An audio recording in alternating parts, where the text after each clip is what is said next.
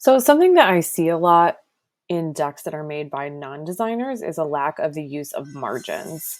Um, and I want to show you how to use them in a really simple, easy way to make your decks look cleaner and more professional. So this slide that I'm looking at right now doesn't have great margins, and the reason that I think that is that it's looking really tight right here.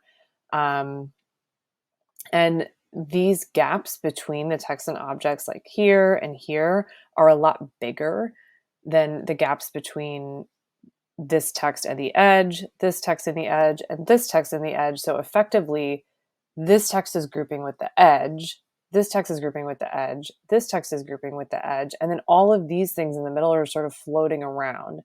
And we want to guide the viewer of the slides through the information in a way that's easy for them to understand.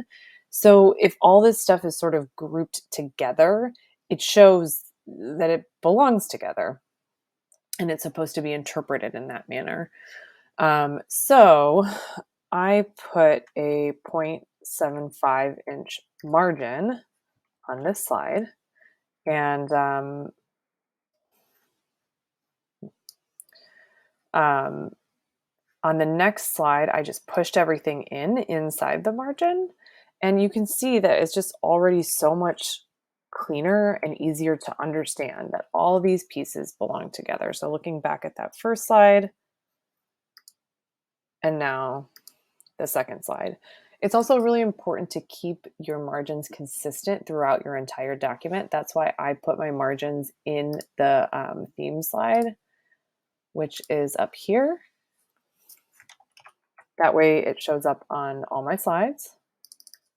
And lastly, you can put some things in the margin. Just think of things that you would see in a book in their margins. So things like a page number, things like your logo, preferably a lower transparency so it's not too distracting from the main information of the slide, or things like this for the section marker.